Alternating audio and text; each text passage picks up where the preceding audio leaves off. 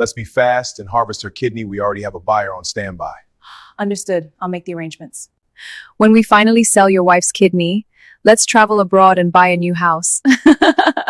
Welcome to Luxurious Tales. If you love powerful stories, don't forget to like, share, and comment. Please subscribe to our channel. Yes, please subscribe. We would really appreciate your support. Thank you. Meredith Lawson grew up in the quiet stretch of Vermont countryside where winter lingered longer than it should and neighbors still waved from porches as though time had agreed to slow down for them. Her father, Thomas Lawson, served as principal of the town's only public school, a tall, thoughtful man whose calm authority was rooted not in fear but in fairness. He believed rules existed to protect dignity, and he taught Meredith that integrity was a currency more valuable than money. Her mother, Diane Lawson, worked double shifts as a nurse at the regional hospital, returning home with tired eyes yet endless compassion. From Diane, Meredith learned that healing required patience and sacrifice. From Thomas, she learned that choices defined a person long before success ever could. Even as a child, Meredith displayed a rare stillness, preferring early morning runs along frost-covered trails and long evenings writing in a small leather journal she kept hidden beneath her mattress. She believed in permanence, in marriages that lasted decades, and promises that were not negotiable, and in love that endured loss. When she was 26, engaged to a gentle environmental engineer named Colin Hayes, that belief shattered in a single midnight phone call informing her of a highway accident that left no room for goodbyes. Grief did not make her bitter, but it carved something fragile inside her, a quiet terror of losing the people she loved without warning. Instead of retreating from life, she poured herself into her career as a financial compliance auditor, determined to build a future so stable that chaos could never uproot it again. Though her parents encouraged healing, Meredith coped by becoming strong in practical ways. She earned certifications, worked relentless hours, and became known in her firm for catching discrepancies others overlooked. Harper Mills, her closest co-worker and eventual confidant, often teased that Meredith could detect financial misconduct the way a bloodhound detects scent. Yet beneath that sharp analytical mind was still the girl who baked bread on Sundays and delivered extra loaves to elderly neighbors. She dreamed not of wealth, but of safety, a home filled with warmth, shared meals, and someone who would not vanish without warning. Thomas often told her that life would test her values when the stakes were highest, and Diane warned that love could cloud judgment if not balanced with discernment. Meredith listened, but she also believed that loyalty was strength, not weakness. When she eventually met Andrew Whitmore years later at a regional investment conference, she saw in him a man who appeared to crave stability as much as she did. He spoke with ambition and vulnerability intertwined, confessing that he had grown up with nothing and wanted to build something permanent. Meredith recognized in him a hunger for belonging that mirrored her own fear of abandonment. She mistook that hunger for compatibility, not yet understanding that ambition and insecurity can share the same heartbeat while moving in very different directions. In those early days before marriage, Meredith felt certain she had finally outrun tragedy. Andrew's charm felt reassuring, his attention unwavering, his admiration constant. He praised her discipline, her moral clarity, and her devotion to family. To Meredith, those affirmations sounded like proof that she had chosen wisely. Yet small moments flickered at the edges of her certainty. Andrew lingered too long over luxury listings online, speaking wistfully about private jets and elite circles. He bristled subtly when Meredith insisted on budgeting vacations or choosing modest furnishings instead of imported marble. Once, during a dinner at her parents' home, Thomas gently asked Andrew what success meant to him, and Andrew answered without hesitation, freedom from ever feeling small again.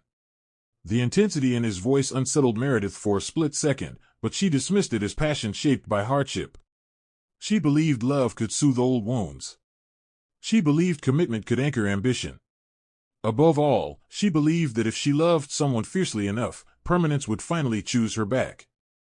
She did not yet know that permanence, when built on hidden fractures, can collapse without warning, and that sometimes the greatest danger is not losing love, but loving someone who sees sacrifice as opportunity. Andrew Whitmore grew up in a cramped Chicago apartment where the paint peeled from the radiators and sirens were a nightly soundtrack rather than a disturbance. His earliest memories were not of toys or vacations, but of arguments about money. His father, Richard Whitmore, drifted in and out of the household like an unreliable guest, promising stability and leaving behind unpaid bills. When Richard finally disappeared for good, Andrew was 10 years old and already old enough to recognize abandonment. His mother, Janice Whitmore, worked long hours at a grocery warehouse, but exhaustion did not stop her from chasing risky bets at underground card games, hoping for the miracle that would erase their debts. Andrew watched collectors knock on their door and saw the way neighbors whispered. Shame settled into him early, hardening into something sharp and restless. From the window of that apartment, he could see the distant skyline glittering against Lake Michigan. Those lights became his symbol of escape, a promise that somewhere beyond their block, people lived without fear of overdue notices or public humiliation. School did not offer refuge, it magnified his insecurities. Andrew earned a partial scholarship to a private high school through a community outreach program, and the difference between his life and that of his classmates struck him like cold wind. He visited penthouses overlooking the city, sat at dinner tables where imported wine flowed easily, and heard teenagers complain about inconveniences he would have considered luxuries. Once, during a classmate's birthday celebration, he stood silently in a marble foyer while a valet parked cars that cost more than his mother's annual salary. He smiled and blended in, mastering the art of sounding confident even when he felt invisible. That was when he learned something dangerous: perception could be shaped. If he dressed correctly, spoke carefully, and mirrored the ambitions of the wealthy, he could temporarily silence the shame clawing at his identity. He began studying luxury real estate listings not as a dreamer, but as a strategist. Wealth, he decided, was not just comfort, it was protection from ever being dismissed again. By the time Andrew entered adulthood, his charm had become polished armor. He pursued real estate with relentless focus, specializing in high-end properties where glass walls framed city skylines and every square foot represented status.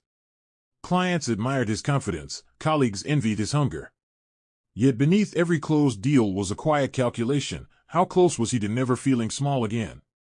When he met Meredith Lawson at a regional investment seminar years later, he recognized something rare in her: steadiness. She spoke about compliance and ethical frameworks with clarity that impressed him, but what captivated him most was her certainty about right and wrong. To Andrew, her integrity felt like both comfort and challenge. He admired it, yet part of him wondered whether such unwavering morality could survive in a world where advantage belonged to the bold. He told himself he wanted what Meredith wanted: permanence, partnership, a future untouched by instability. But even as he held her hand during their early courtship, the skyline still glowed in his imagination, whispering that safety came not from love, but from power. Meredith first met Andrew Whitmore at a regional investment and compliance seminar held in Boston, a conference room filled with tailored suits and cautious ambition. She had been invited to speak briefly on regulatory transparency in private investment portfolios, and Andrew attended as a luxury real estate broker seeking partnerships with high-net-worth clients. Their first exchange happened near the coffee station when Andrew complimented her presentation, not with empty flattery but with specific references to her points about accountability and long-term risk. Meredith noticed that he listened carefully, leaning forward when she spoke, as though her words mattered beyond networking advantage. They spent the remainder of the afternoon in quiet conversation about ethics, growth, and what it meant to build something lasting. Andrew spoke candidly about his difficult childhood in Chicago and his determination to never return to instability. Meredith, moved by his vulnerability, shared the story of losing her fiancé years earlier and her renewed belief that life must be lived bravely despite fear. That evening, when they parted outside the conference hall, autumn air crisp around them, Meredith felt a rare spark, not reckless passion, but a calm certainty that this connection held potential. Their courtship unfolded gradually, marked by weekend visits between Vermont and Chicago before Andrew relocated to be closer to Meredith's firm in Massachusetts.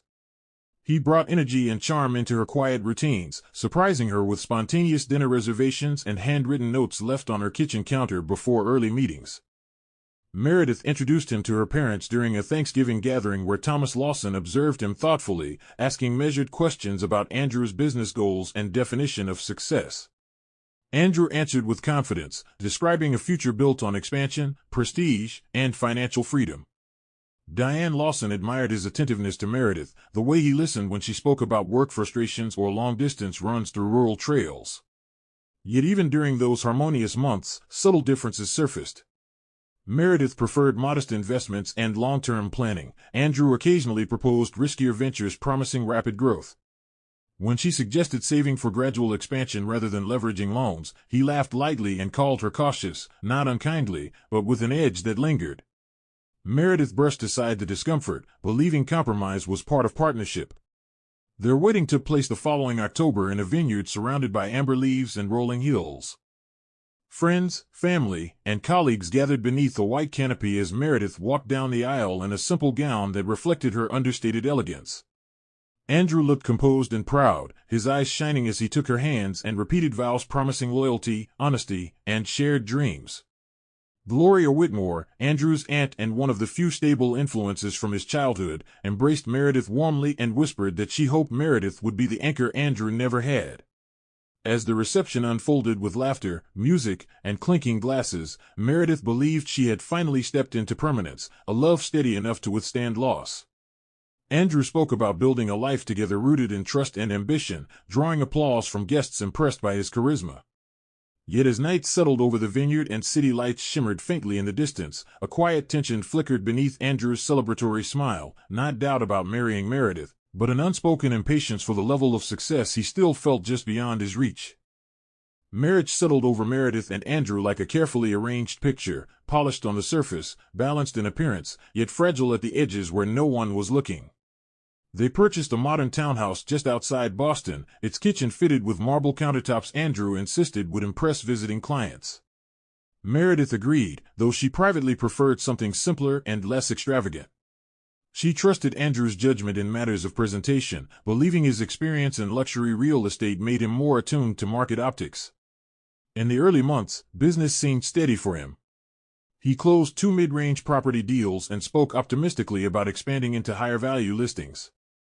Meredith focused on her compliance audits, rising in reputation within her firm for detecting irregularities others overlooked. Their schedules overlapped but rarely clashed, and on the surface, their marriage appeared disciplined and functional. Yet beneath that order, Andrew's commissions began thinning unexpectedly. A volatile market shift delayed transactions, and one anticipated deal collapsed when a client withdrew financing. Andrew did not immediately tell Meredith. Instead, he reassured her casually that timing issues were normal in his field, dismissing concerns before she could form them. Over the next several months, Andrew quietly opened 2 short-term credit lines to maintain the lifestyle he believed reflected success. He convinced himself that appearances were essential to securing larger clients, that a luxury watch, premium memberships, and visible affluence were strategic investments rather than indulgences. Meredith noticed minor anomalies in their shared account statements, slightly higher payments, new subscription services, unexplained small transfers. When she asked, Andrew explained each one smoothly, his tone calm, his logic plausible. Meredith, accustomed to trusting documentation and verbal clarity, accepted his explanations without pressing further. Meanwhile, Andrew felt the old shame of his childhood creeping back in subtle ways. When a client delayed closing on a property, Andrew imagined the skyline mocking him again, reminding him of the apartment window where wealth seemed forever distant. Instead of adjusting expectations or discussing financial strain openly, he tightened control over information, convinced that he alone could solve the problem before Meredith ever needed to worry. The first true crack appeared not in an argument, but in silence. One evening, Meredith suggested scaling back a planned renovation to prioritize savings, citing market forecasts she had reviewed at work. Andrew's jaw tightened, though his voice remained even. He reminded her that image mattered in his industry, that clients trusted brokers who reflected aspiration. Meredith listened thoughtfully, trying to balance practicality with support. She agreed to postpone only part of the renovation, believing compromise would strengthen unity. Yet something subtle shifted in Andrew that night, not anger toward Meredith, but resentment toward circumstance. He began to feel that caution threatened the life he had promised himself. Rather than seeing Meredith's prudence as partnership, he perceived it as limitation. He reassured her that business would rebound soon, but privately, he began searching for opportunities that promised faster elevation. He told himself he was protecting their future. In truth, he was protecting his pride, and pride, when combined with secrecy, often becomes the first quiet architect of betrayal. Camille Duval entered Andrew Whitmore's professional world on a humid afternoon when he was assigned to showcase a waterfront penthouse to one of her elite travel clients. Camille worked as a high-end travel concierge, arranging private yacht charters, remote island retreats, and discreet itineraries for executives who valued exclusivity above cost. She arrived at the property wearing effortless confidence, her questions sharp and precise as she assessed whether the penthouse matched her client's expectations. Andrew noticed immediately that she was different from most assistants who merely followed instructions. Camille evaluated value, risk, and presentation with calculating focus. During the tour, she asked about commission structures, resale projections, and developer incentives, topics most concierges ignored. Andrew found himself answering not as a salesman, but as someone eager to impress an equal. Camille, in turn, noticed the subtle hunger behind Andrew's polished demeanor. She recognized it instantly. She had grown up around men who chased wealth not only for comfort, but for validation. Camille's upbringing in Miami had been shaped by instability masked by glamour.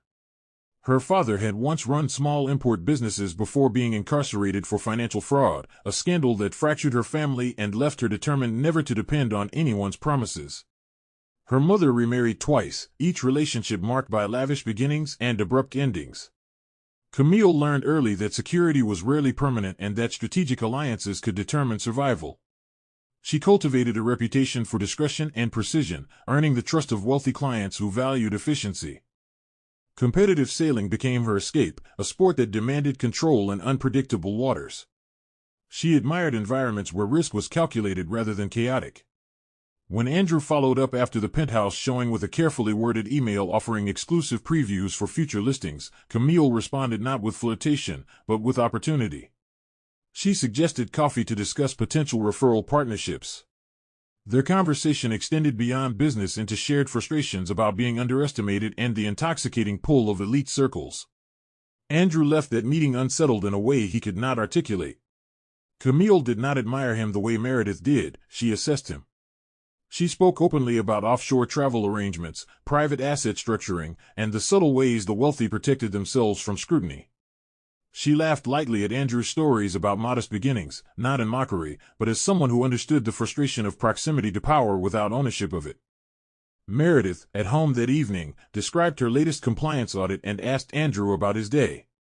He told her about the penthouse showing but did not mention Camille's strategic insight or the thrill of being seen as capable of more than cautious growth. For the first time since their marriage, Andrew felt the pull of two different worlds, one rooted in steady permanence, the other shimmering with acceleration. He did not yet cross any boundaries. But seeds, once planted in fertile insecurity, do not remain dormant for long. The dinner party that changed everything was meant to celebrate stability. Meredith had invited a small group of close friends, including her colleague Harper Mills and Andrew's Aunt Gloria Whitmore, to their townhouse for an intimate evening of conversation and wine. Andrew had seemed unusually fatigued throughout the week, brushing off Meredith's concern as work stress. As dessert plates were being cleared and laughter echoed through the dining room, Andrew suddenly gripped the edge of the table, his face draining of color. He collapsed forward, knocking over a glass that shattered against the marble floor. Panic erupted instantly. Meredith dropped to her knees beside him, her heart pounding against her ribs as she called emergency services. Gloria steadied Andrew's head while Harper cleared space for paramedics. The scene unfolded with terrifying efficiency, flashing lights painting the townhouse walls red and blue as Andrew was rushed to the hospital. Meredith rode beside him, gripping his hand, whispering that everything would be fine, her mind spiraling with memories of losing someone she loved once before. At the hospital, Dr. Leonard Kessler entered with an air of composed authority. He was well known within the transplant community, respected for precision and discipline. His voice was calm as he explained that preliminary scans indicated severe kidney deterioration. Meredith struggled to process the words "both kidneys failing," the phrase echoing unnaturally in her ears. Dr. Kessler presented lab reports and imaging results that appeared thorough, even urgent. He spoke of timelines narrowing, of potential dialysis, of transplant lists that could take years. Andrew lay pale and silent, eyes heavy but alert enough to squeeze Meredith's fingers weakly. The clinical environment amplified the gravity of the diagnosis. Machines beeped rhythmically, nurses moved briskly, and forms began accumulating on a clipboard near the bed. Meredith asked careful questions, her analytical instincts momentarily resurfacing, but fear softened her skepticism. Dr. Kessler reassured her that while the condition was advanced, living donor transplantation offered the most viable solution. His confidence felt steady, almost rehearsed in its precision. That night, Meredith sat alone in the dim hospital corridor while Andrew slept under observation. Her phone buzzed with messages from concerned friends and her parents, but she struggled to respond coherently. Diane Lawson arrived first thing in the morning, her nurse instincts engaged as she studied Andrew's chart from a distance. Thomas followed shortly after, his expression grave yet controlled. Meredith replayed the evening repeatedly in her mind, searching for signs she might have missed. Andrew had complained of fatigue, but nothing dramatic. No prior hospitalizations, no alarming symptoms. The abruptness of the diagnosis unsettled her, yet she clung to the authority of medical documentation. Dr. Kessler returned with detailed projections, emphasizing that time was critical. Meredith felt the familiar terror of loss tightening around her chest, the same fear that had followed Colin's accident years earlier. She silently vowed she would not lose another man she loved. If sacrifice was required, she would not hesitate. What she did not know was that the diagnosis, delivered with impeccable timing and documentation, had been crafted to appear inevitable, too perfect to invite doubt. Meredith did not sleep the night after Andrew's diagnosis. She sat beside his hospital bed, listening to the steady rhythm of the monitoring equipment, studying his face as though memorizing it against the threat of disappearance. Fear did not paralyze her, it mobilized her. By morning, she had already requested access to transplant literature, survival rates, donor compatibility statistics, and recovery projections. Her training as a compliance auditor shaped her approach. She read everything thoroughly, highlighting sections, comparing procedural risks, and asking pointed questions during consultations. Dr. Leonard Kessler appeared impressed by her diligence, answering with calm authority and reinforcing the urgency of a living donor. Meredith did not hesitate when preliminary compatibility testing was mentioned. She volunteered immediately. Diane Lawson attempted to suggest exploring every option first, but Meredith's voice was firm. She would not wait passively for a transplant list when she might be the solution herself. To her, love was action, not theory. Andrew, lying weakly against hospital pillows, squeezed her hand and whispered that he could not allow her to risk her health. The protest sounded noble, yet faintly scripted. Meredith interpreted it as gratitude rather than hesitation. The testing process unfolded over several days. Meredith endured blood draws, imaging scans, psychological evaluations, and consent briefings. She signed forms acknowledging surgical risks, potential complications, and long-term health monitoring. Nurse Patrick Doyle guided her through procedural steps, offering gentle reassurance that living donors often recover well with proper care. Harper Mills visited during one appointment, bringing coffee and cautious encouragement. She admired Meredith's strength but asked whether independent medical opinions had been considered. Meredith dismissed the suggestion lightly, explaining that Dr. Kessler's credentials were exceptional. Meanwhile, Andrew remained hospitalized for observation, occasionally texting Meredith updates that alternated between vulnerability and gratitude. He spoke about future vacations they would take once he recovered, about building a slower life together, about appreciating what truly mattered. The promises warmed Meredith's heart. She saw in this crisis an opportunity for deeper connection, believing shared adversity would strengthen their bond rather than expose hidden fractures. Yet subtle undercurrents began forming beyond Meredith's awareness. In private consultations, Dr. Kessler emphasized speed over extended review, suggesting that delaying surgery could worsen Andrew's condition irreversibly. Meredith interpreted urgency as medical necessity. Andrew, meanwhile, received discreet visits that Meredith attributed to colleagues or concerned acquaintances. She did not notice the brief, guarded exchanges between Andrew and Camille Duval in hospital corridors where conversations were masked as professional check-ins. Camille's role, still publicly that of a business associate, appeared harmless on the surface. Meredith remained focused on lab results, compatibility percentages, and recovery planning. When test results confirmed she was a viable donor match, relief flooded her chest with such intensity that she cried openly in the consultation room. Dr. Kessler nodded solemnly, explaining next steps and tentative surgery dates. Meredith felt purposeful, heroic even, unaware that in another office within the same hospital walls, calculations were already shifting, not around saving a life, but around exploiting a sacrifice she was prepared to give without question. The morning Meredith signed the final consent documents was sterile and procedural, the kind of administrative moment that rarely feels historic until hindsight transforms it.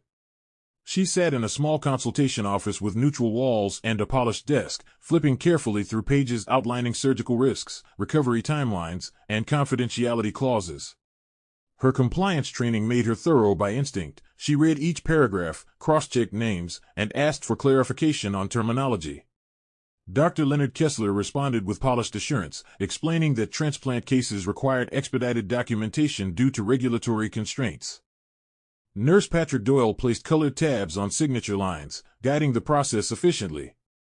Meredith's hand did not tremble as she signed. She believed she was participating in a structured medical pathway governed by oversight and protocol.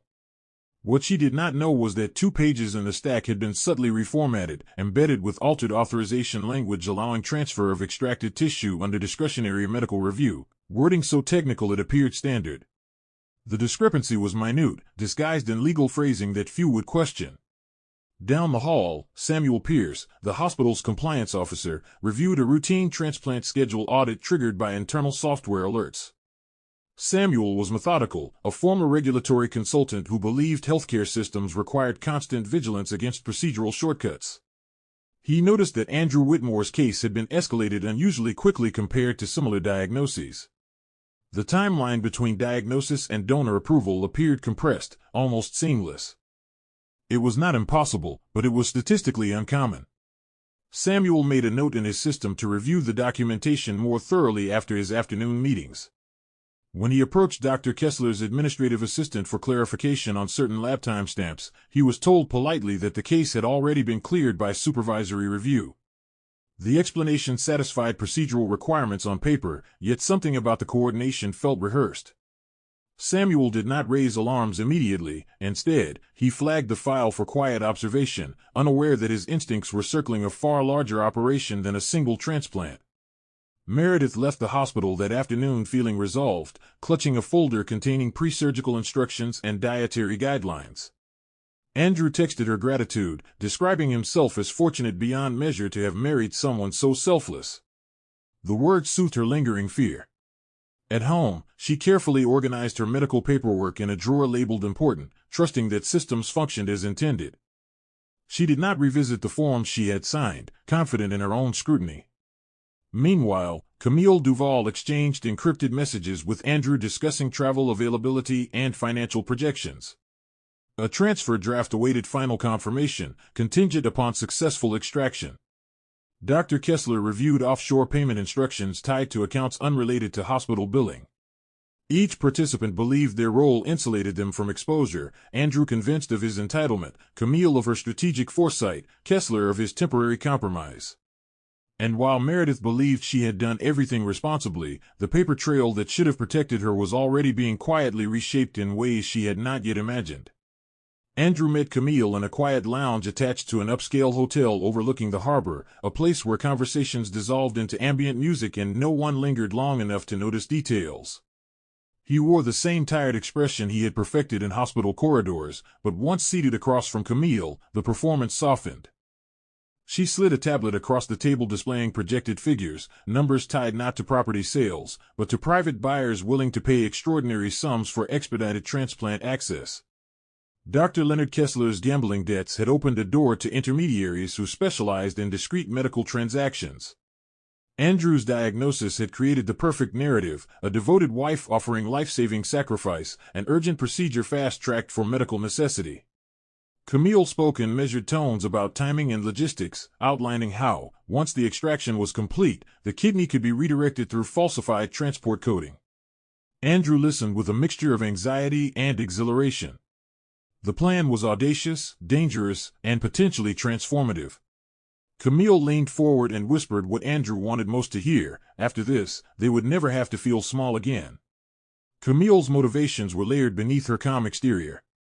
She had spent years observing the wealthy protect their interests with ruthless efficiency, and she had concluded that morality was often flexible at higher financial tiers.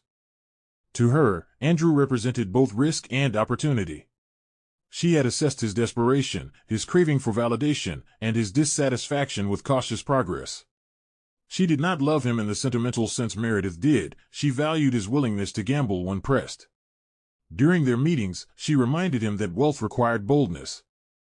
She spoke of island properties she could access through clients, of relocation plans to coastal Europe where oversight was looser and anonymity easier to purchase. Andrew absorbed every detail, convincing himself that Meredith's sacrifice would ultimately benefit them both. He rationalized the betrayal as temporary deception for long-term security. Camille, watching him justify the unjustifiable, recognized the final threshold had been crossed.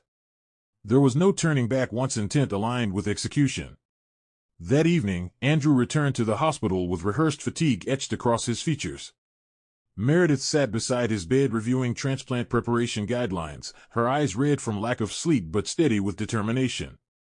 He thanked her again, his voice thick with what she interpreted as gratitude. As she described scheduling adjustments at work to accommodate recovery time, Andrew nodded absently, his mind drifting toward offshore accounts and departure dates.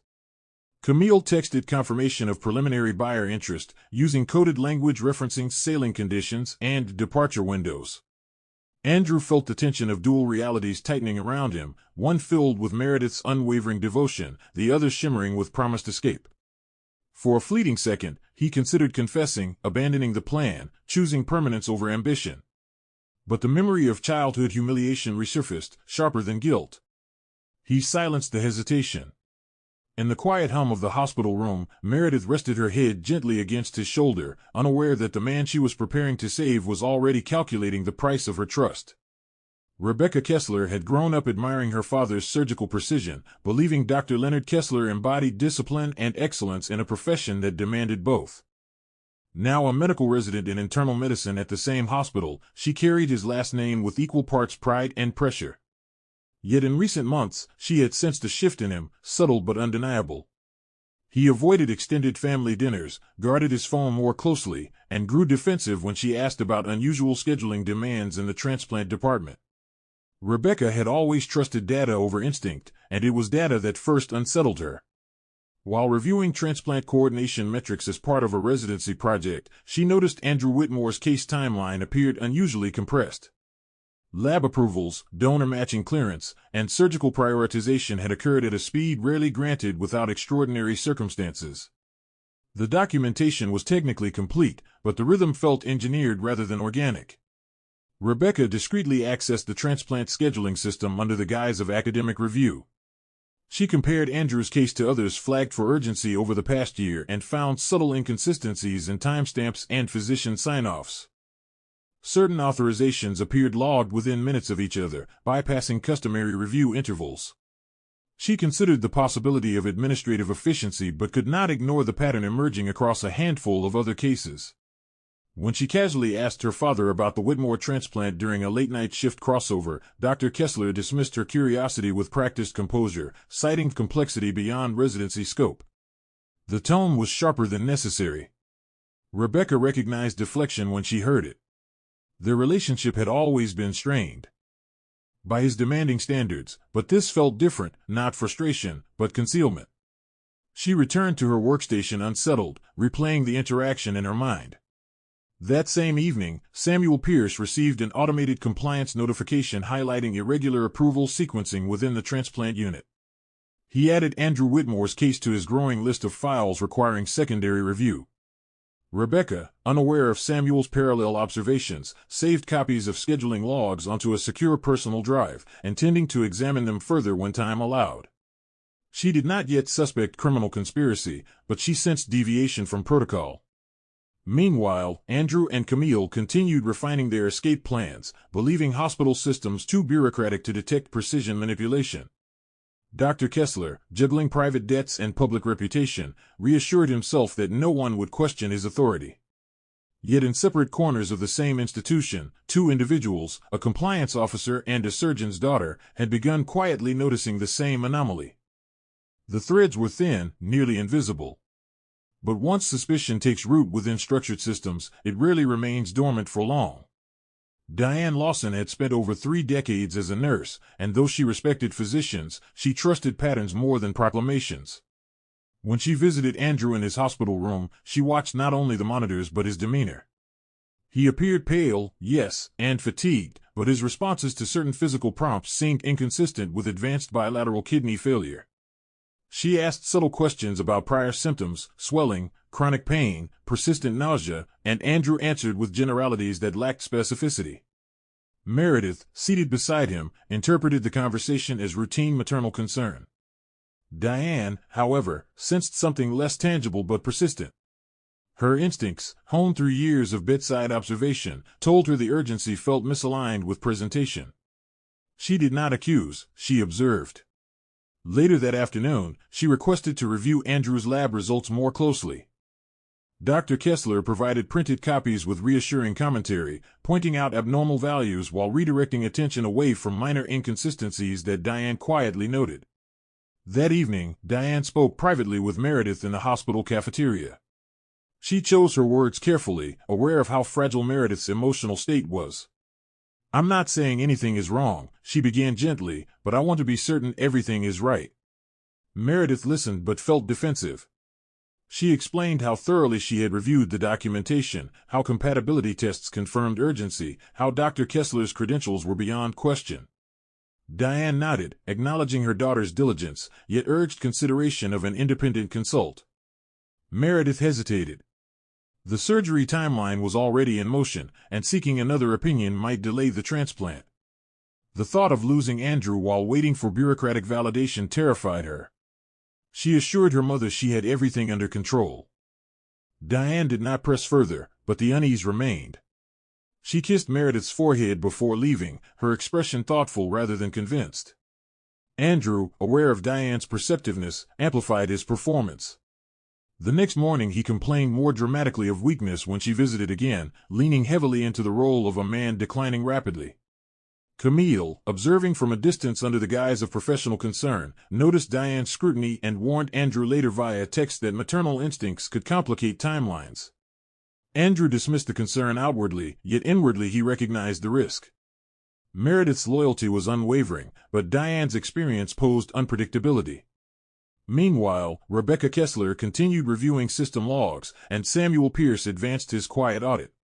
The hospital atmosphere felt ordinary to most staff, yet beneath its clinical calm, currents of suspicion and deception intertwined.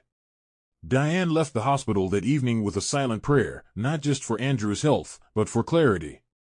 She had learned long ago that when facts appear perfectly aligned, it is often the smallest deviation that carries the greatest truth. The hospital room was unnaturally quiet the night before Meredith's scheduled donation, as though the building itself were holding its breath. Meredith sat on the edge of her temporary bed in a pale hospital gown, reviewing final instructions from a laminated card while fluorescent lights hummed softly overhead.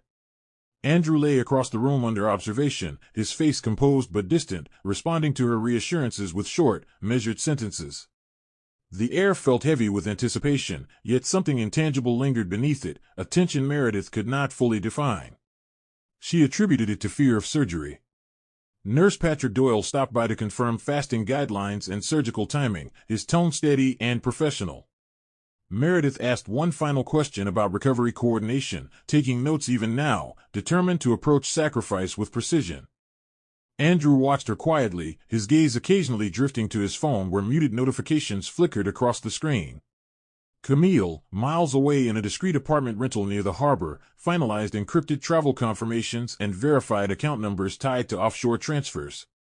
Earlier that evening, Gloria Whitmore had visited briefly, holding Andrew's hand and speaking about resilience.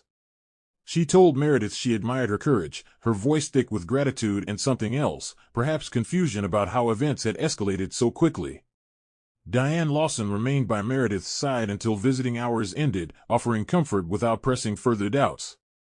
As midnight approached, the hallway grew silent except for distant footsteps and rolling equipment carts.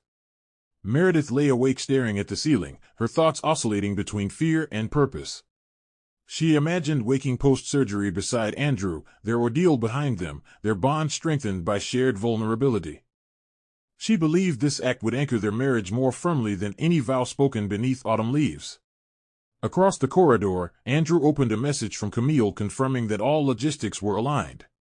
The simplicity of her words unsettled him briefly. There was no romantic language, no emotional appeal, only efficiency. He told himself that clarity was strength. Around 2 a.m., Andrew requested additional pain medication, exaggerating discomfort under the watchful eyes of a rotating nurse unfamiliar with his case history. Meredith rose instinctively to assist, her own anxiety momentarily overshadowed by concern for him. After the nurse adjusted the dosage, Andrew appeared calmer, his breathing deepening into what seemed restful sleep. Meredith felt a surge of tenderness, brushing hair from his forehead before returning to her bed. She did not notice the slight shift in his posture once her eyes closed, the tension returning, the mental calculations resuming. Camille's final text read simply, "After tomorrow, no looking back." In another wing of the hospital, Rebecca Kessler stared at a screen displaying transplant scheduling logs, her brow furrowed. Samuel Pierce drafted an internal memo requesting limited procedural clarification. The building felt ordinary, procedural, and secure. Yet within its walls, 3 different trajectories were converging toward a single irreversible morning, one driven by love, one by ambition, and one by suspicion quietly gaining strength. Morning arrived with clinical efficiency. Meredith was prepped before sunrise, her hair tucked beneath a surgical cap, and 4 lines secured in her arm. She felt calm in a way that surprised even her. Fear had settled into quiet resolve. A nurse informed her that Andrew was being evaluated in a separate preparation room and that surgery would begin within hours. As she waited alone in the dim recovery staging area, dryness caught in her throat. She pressed the call button but received no immediate response. Staff were occupied with preoperative transitions. Deciding to retrieve water herself from the adjacent family lounge, she slipped carefully into the hallway, for pole rolling beside her. The corridor was nearly empty, fluorescent lights casting long shadows across polished floors. As she approached the corner near administrative offices, she heard voices, Andrew's among them, not weak, not strained, but steady and alert. Instinct halted her steps. The office door was slightly ajar. Meredith did not intend to eavesdrop, yet Andrew's next sentence froze her in place.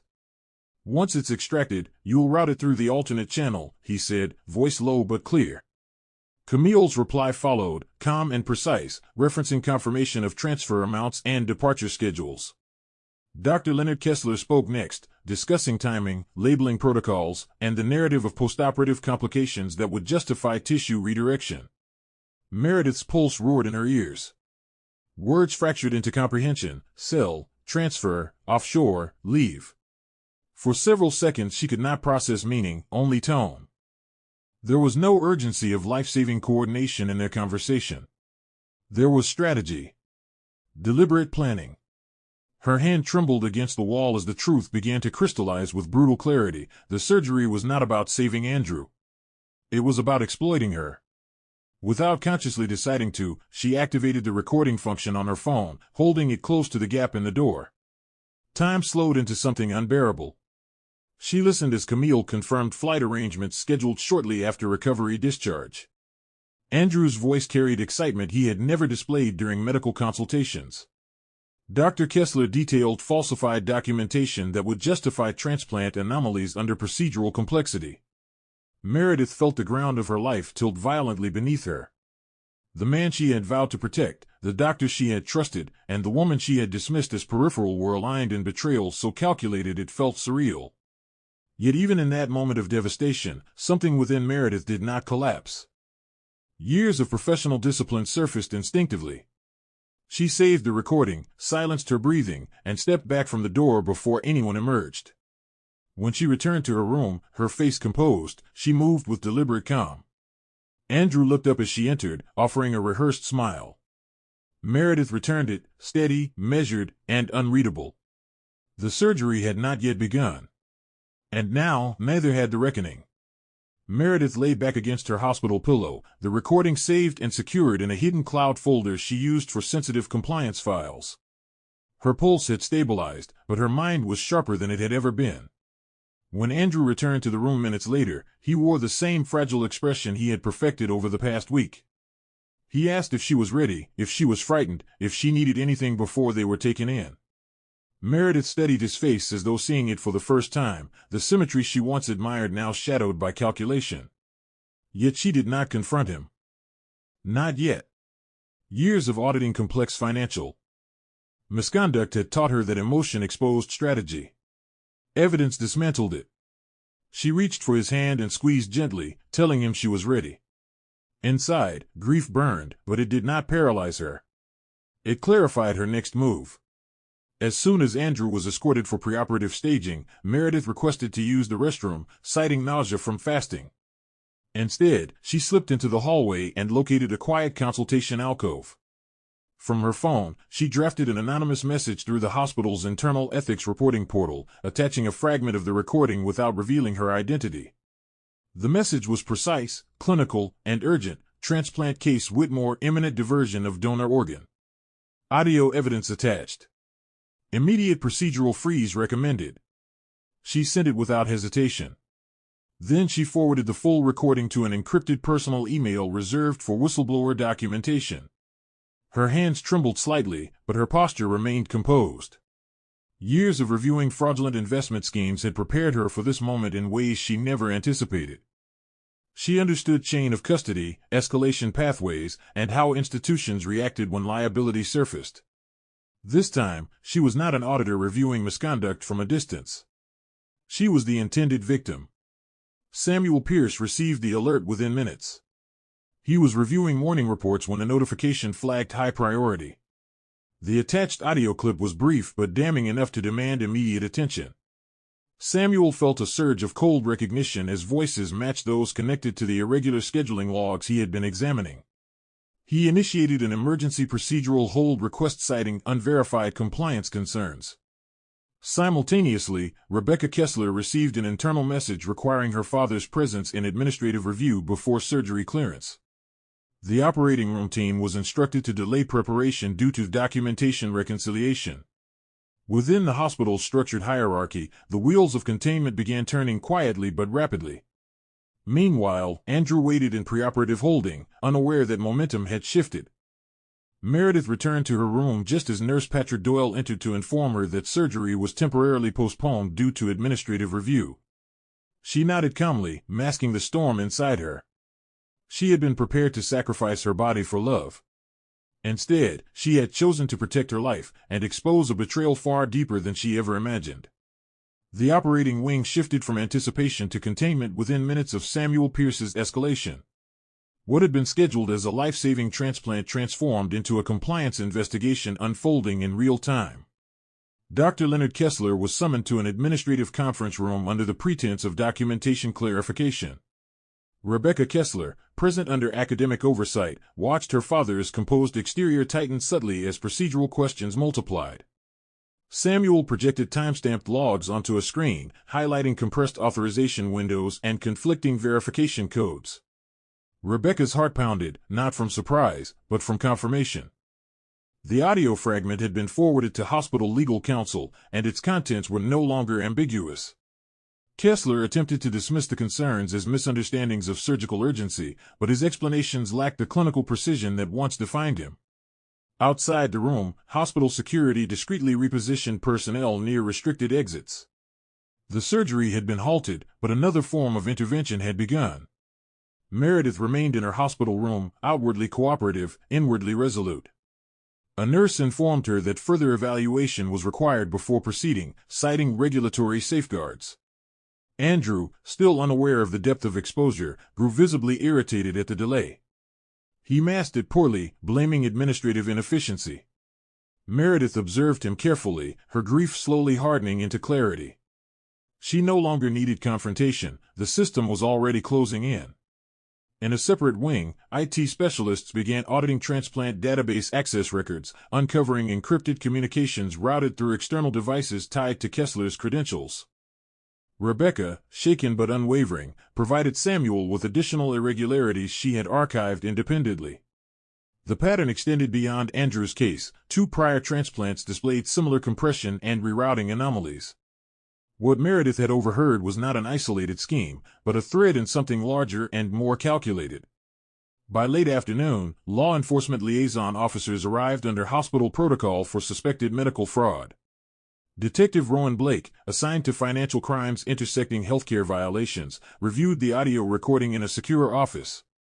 His expression remained neutral, but his questions were sharp. When Andrew was informed that surgery would not proceed pending investigation, his composure fractured for the first time. He demanded explanation, his voice rising in ways inconsistent with critical illness.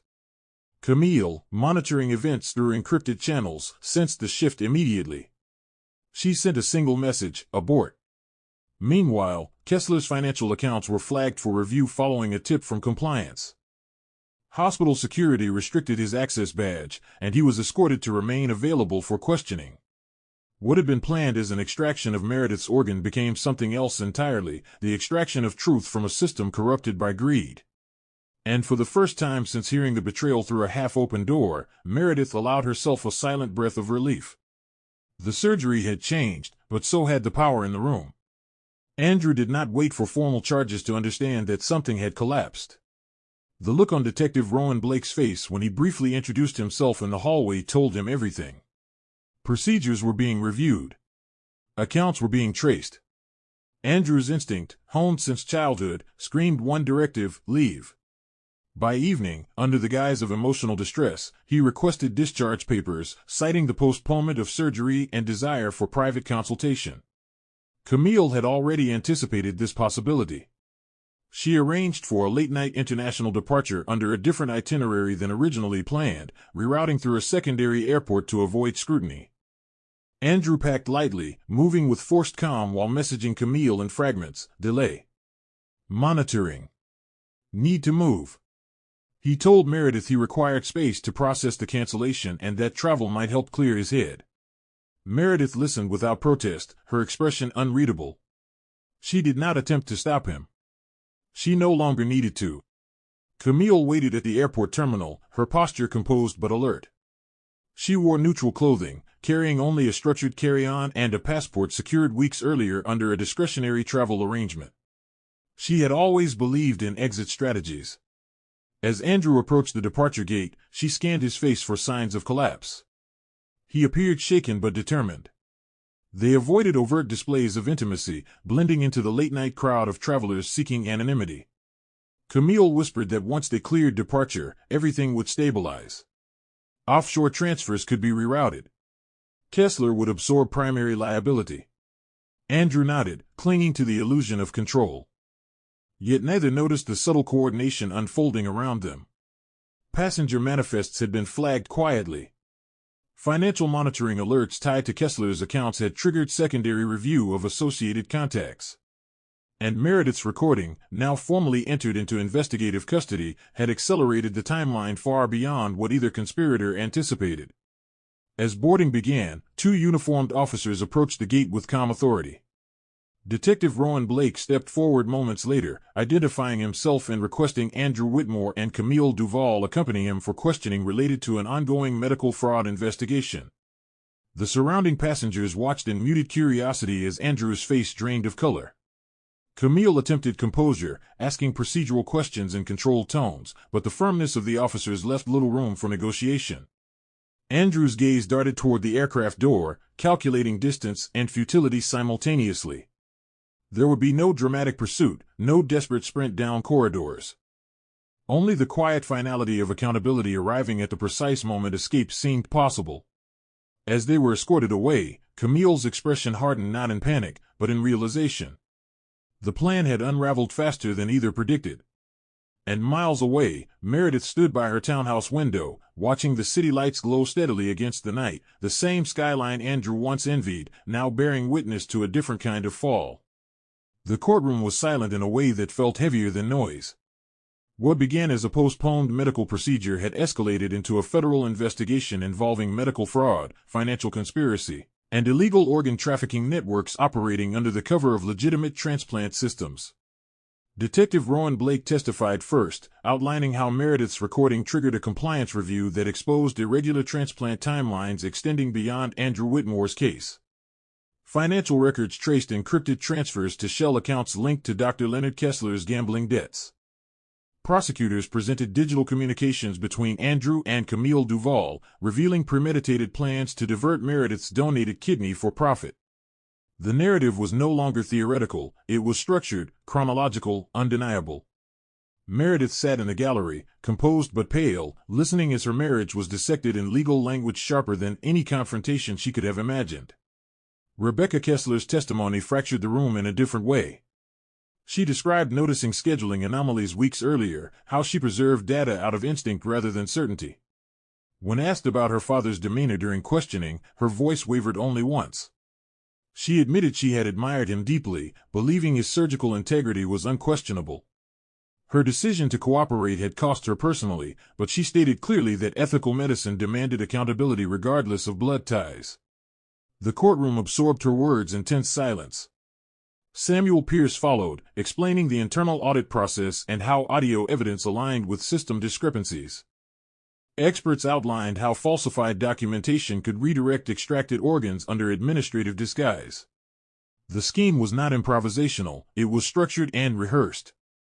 Andrew avoided Meredith's gaze entirely.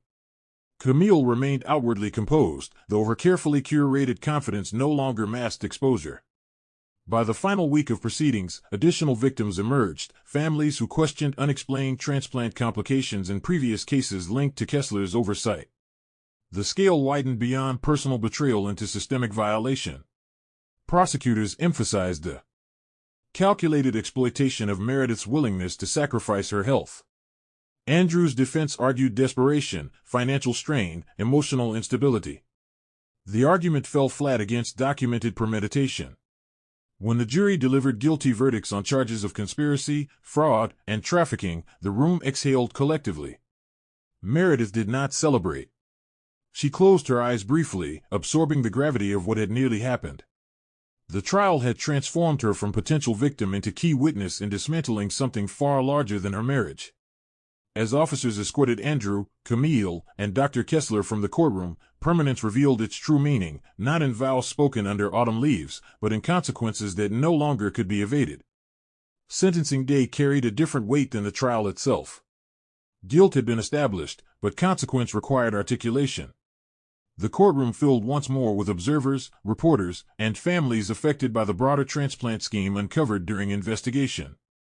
The judge spoke deliberately, detailing the breach of medical trust, the calculated exploitation of a donor's sacrifice, and the institutional damage inflicted by greed masked as urgency. Dr. Leonard Kessler received the longest sentence, his professional authority cited as an aggravating factor in orchestrating falsified documentation and facilitating illegal transfers. Andrew Whitmore was sentenced for conspiracy and fraud, his manipulation of his wife's devotion recognized as both personal betrayal and criminal intent. Camille Duval, whose logistical coordination had enabled financial routing and attempted flight, received a substantial term reflecting premeditation rather than coercion. There were no dramatic outbursts when the sentences were delivered, only the cold clarity of finality. Rebecca Kessler stood silently as her father was escorted away, the rupture between them irreversible. Though she had testified against him, the gravity of watching a parent led into custody carved visible sorrow across her face. Meredith, seated several rows behind, felt an unexpected surge of empathy toward Rebecca. Betrayal manifested differently, but loss carried familiar contours. Diane Lawson reached for her daughter's hand, grounding her gently. Gloria Whitmore bowed her head when Andrew was led away, grief for what he had become mingling with recognition that accountability was necessary. Detective Rowan Blake exchanged a brief nod with Samuel Pierce across the aisle, not triumph, but acknowledgement that a system had been prevented from repeating harm. Outside the courthouse, reporters sought statements, but Meredith declined public commentary. She had never desired spectacle. What she wanted was resolution.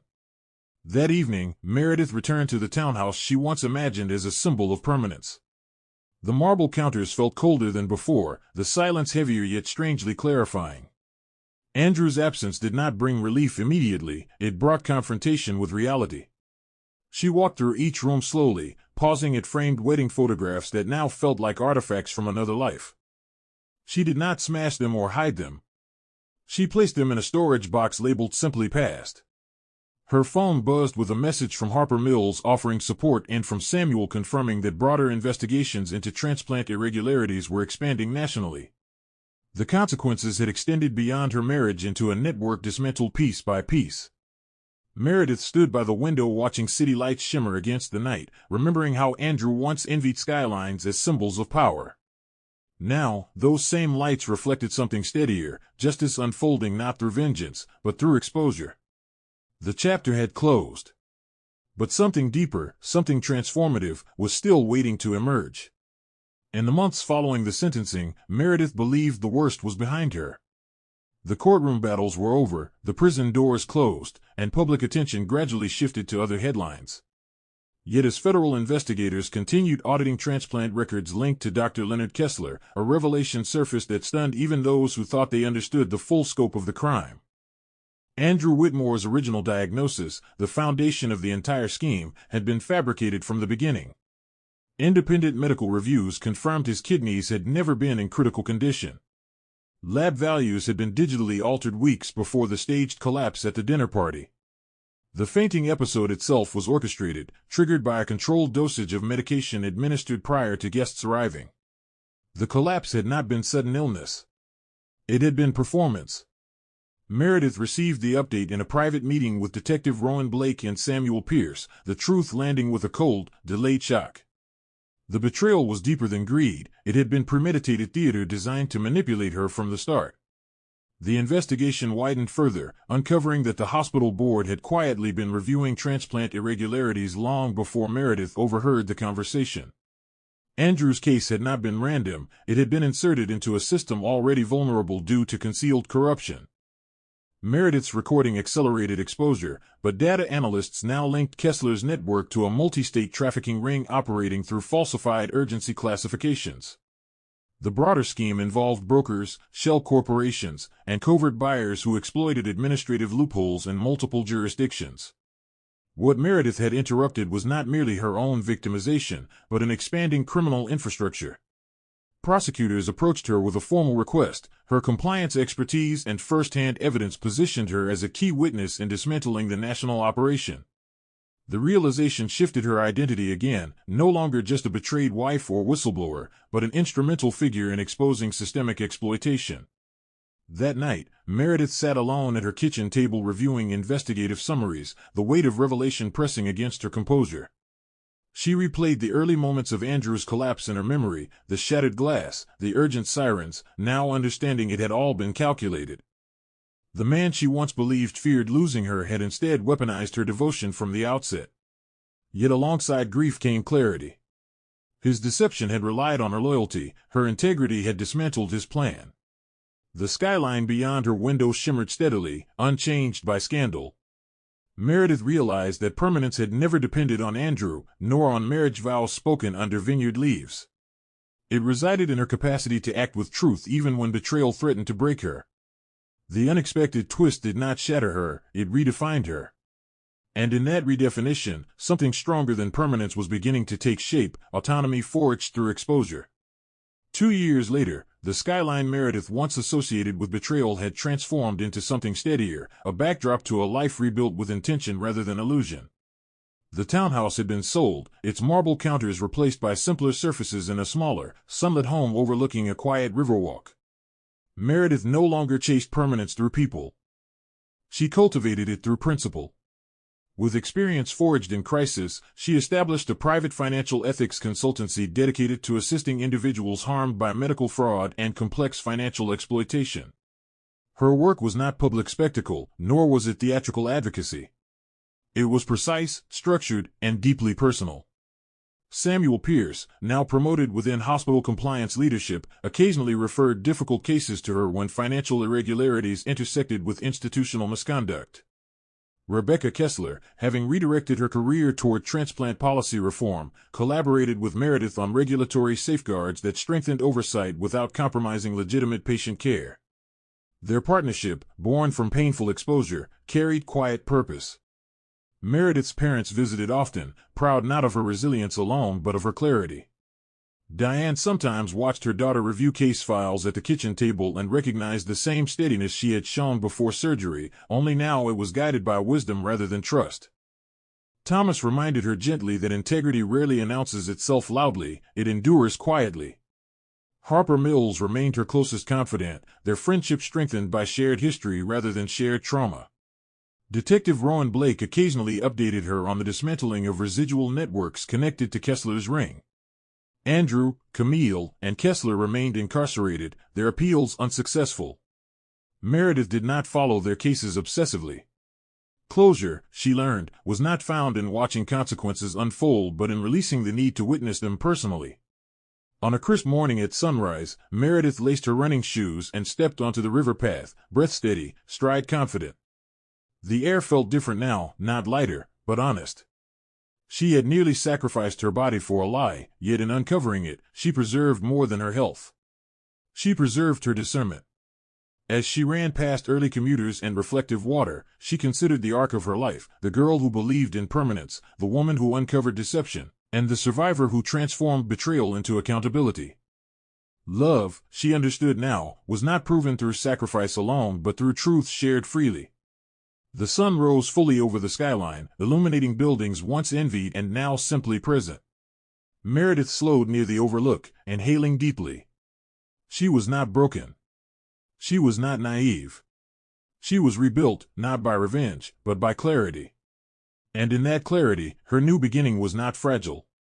It was earned. Thank you for listening to Luxurious Tales. If this tale moved you, share it with someone, leave a comment, and let us know what you felt. Don't forget to like, subscribe, and turn on the notification bell so you never miss a new story. Until next time.